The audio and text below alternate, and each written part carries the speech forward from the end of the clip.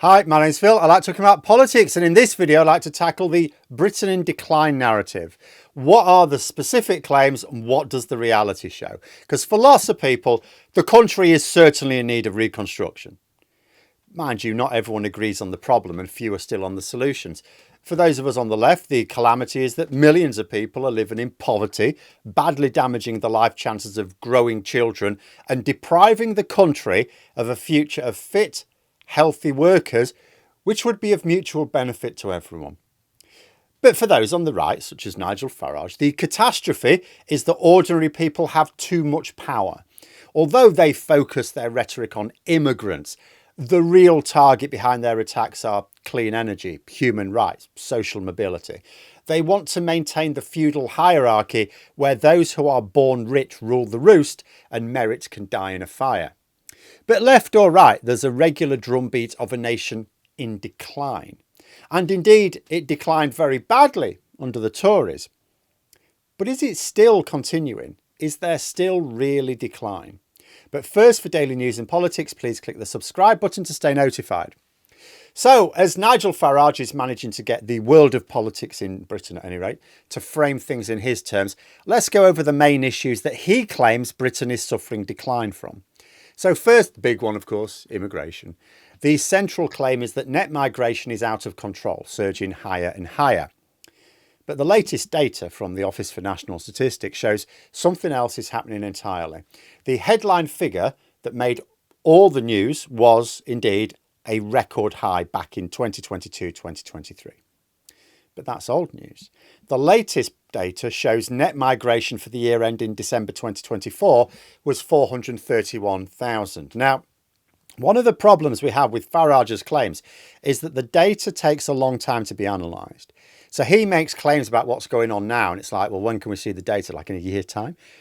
It is always some time before we get the data. So it'll be next year before we get the data for 2025, because 2025 is still happening. But the expectations are it will be lower still. Projections suggest it will be back down to the levels most people were happy with by the end of this parliament. But even with the latest data, which is always like a year in arrears, it's a drop of almost half from the year before. It's the lowest it's been since Brexit, in fact. This isn't a picture of something getting worse and worse and spiralling out of control. What we've had is a sharp correction. Driven by policy, not always good ones, from a unique post-pandemic and post-Brexit peak. So what's really going on?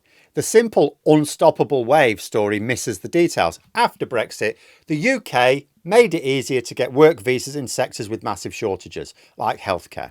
That, plus a wave of international students and humanitarian schemes for Ukraine and Hong Kong, pushed the numbers up. Farage, of course, heavily promoted not just Brexit, but the Brexit immigration policies, which drove up net migration in the first place. But the recent sharp fall isn't an accident. 2024, the then Conservative government tightened the rules, stopping most international students and care workers from bringing family members with them. The effect was fairly immediate. At the same time, many of the students who arrived after the pandemic are now finishing their courses and heading home, which is a totally normal and expected cycle. I mean, targeting economically useful migration like this is self-defeating for my money. But it nonetheless results in lower levels of net migration and massively lower levels at that. So the notion of worsening immigration figures is a complete myth. The reverse is true. The next chapter in the story of this decline is that this migration is damaging our public services and fueling a crime wave. So, start with services. The idea that migrants are a drain on the NHS, for instance, falls apart the second you look at who actually works there. The NHS is critically dependent on migrant workers for two reasons. First of all, every single migrant worker pays the NHS surcharge, which is on top of all, a migrant worker doing the same job that I do, getting the same income, pays the same taxes, but they pay an extra one, and it's not a cheap one. The NHS, well, we call it the NHS surcharge. It is a tax to be able to use the NHS. If you don't pay it, then, well, you've no choice in paying it, but it is there to be able to use the NHS. So it adds a significant amount of funding for the NHS. But that's not where it ends. Migrant workers are a huge part of the NHS workforce. 1 in every 5 staff in England's NHS is a migrant worker. 20%. That is significantly higher than the percentage of immigrants in the country. Way higher for doctors. Like you've got a third of doctors are from overseas. And for nurses, it's about 30%. Without them, waiting lists would be even longer. The pressures on the NHS are really very real. And the percentage of migrant nurses and doctors in the NHS is more than double the percentage of migrants in the general population. You know, the situation we have in the NHS is very much rooted in lots of issues with funding and an ageing population. It is not immigrants who are actually helping to keep it running. The percentage of migrant doctors and nurses working in the NHS way higher than the percentage of migrants in the UK population. And that's the general population. General population doesn't use the NHS that much. When you consider the people who mostly use the NHS, very young children and elderly pensioners, where the percentage of immigrants is even smaller because most migrants are of working age, right? So it's overwhelmingly the case that if we cut back on immigration excessively, as Nigel Farage proposes, the queue for a doctor gets longer, not shorter. But the most topical part of this myth this summer, the link between migration and crime. In a climb that, of course, went viral, Nigel Farage states an Afghan male is 22 times more likely to be convicted of rape than someone from the UK. This is a shocking statistic, of course, to his supporters.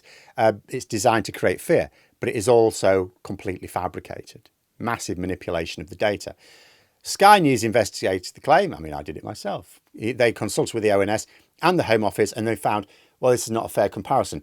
The calculation used a massively flawed, underestimated population figure for Afghan men, which automatically made the crime ratio appear much higher. And they also mixed up Afghan males with just the general population and also mixed up nationality with country of birth, and failed to take into account age, which is a critical factor as crime rates are statistically higher amongst young men, regardless of origin. A proper like-for-like comparison would produce a dramatically lower figure. But this 22 times claim is an illusion. It's not real. You see a similar pattern with the asylum system. We hear it's collapsed under an uncontrollable backlog, while applications did absolutely reach a record high, which reflected a couple of things. First of all, global conflicts, and then the Tories, when they knew they were going to lose the election, basically stopped processing any claims in order to salt the earth for Labour. So the Tories deliberately stoked the backlog. But the system has since been processing way more cases. That backlog of people waiting initial decision peaked at over 134,000. The latest figures, it's down to less than 80,000 now. Labour have pretty much halved the backlog. That will mean that the government can do away with some of the most visible sources of stress on the system come the end of this parliament. The use of hotels and the public cost of using them rapidly diminishing. But also when it comes to crime, some interesting figures out today. Nigel Farage has tried to claim that crime, particularly crime against the person, is massively up, especially in London. This is odd because anyone looking at statistics over the years go, there are crimes that are up. There are crimes that are up. Fraud is massively up. But crimes against the person have very famously been going down for some time. But nonetheless, Farage claims they're going up, and especially in London, where it just so happens there's a left-wing non-white mayor, right? But as luck was had it, the figures were published today. Knife crime down 19%, residential burglary down 10%, theft from the person down 13%, personal robbery down 13%. That is not in line with Farage's claims. Not only are all of these forms of crime not increasing, they've actually been reduced by double figure percentages. It compares Q1 of this year with Q1 of last year. Finally, there's this idea that Britain has lost its sovereignty to secretive global organisations. The most bizarre example, I suppose, was Nigel Farage's promise to cancel Britain's membership of the World Economic Forum, which taps into a conspiracy theory that the WEF is some kind of shadow world government. People have been watching too many James Bond films. The claim is obviously false because Britain doesn't have a membership to cancel. We're not members. No country is. The World Economic Forum is an organisation whose members are large private companies, not countries. Politicians from around the world are invited to its events. But the UK as a state is not a member and cannot be a member. It's Farage who is known to engage with shadowy foreign influencers, whether from Russia to the east or United States to the west. But in terms of sovereignty, we are actually making strides towards some level of relevance again. Keir Starmer has been instrumental in focusing Donald Trump as Russia as the aggressor against Ukraine. And our closer relationship with the EU is also reversing much of the damage caused by giving Nigel Farage what he wanted. So when you step back and you look at the actual facts and what is actually happening, this simple story, this grim story of a nation in decline doesn't hold up. I mean, people can buy into it because the country is clearly in a mess. 14 years of Tory, particularly, I mean, the Tory government we had were like bandits, was going to do that. But if you pick most measures of the state of the country, the actual facts are improvements by and large. Regardless of what people think the problems or solutions are, the figures don't back up the idea of decline at this point. It's actually progress after many long Tory years of what was actually decline. And when you consider that the government are also boosting investment in the NHS, affordable social housing, transport and energy, which you don't get that overnight, there will be better facts to come. Remember, up-to-date figures are in arrears. It takes a long time to collate figures on a national scale. But come the next election, immigration will have dropped dramatically. Housing will have increased. Energy capacity will have increased. NHS waiting lists will have dropped. There'll be more bus routes. And these are just some of the things where we will have access to clear data.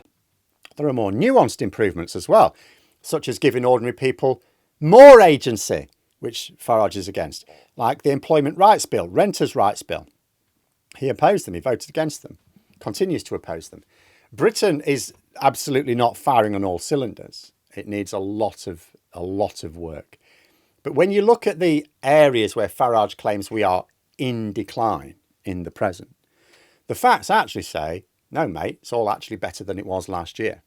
And that could be problematic for Farage. He profits when the country does badly, which is why, of course, he keeps encouraging successive governments to make things worse.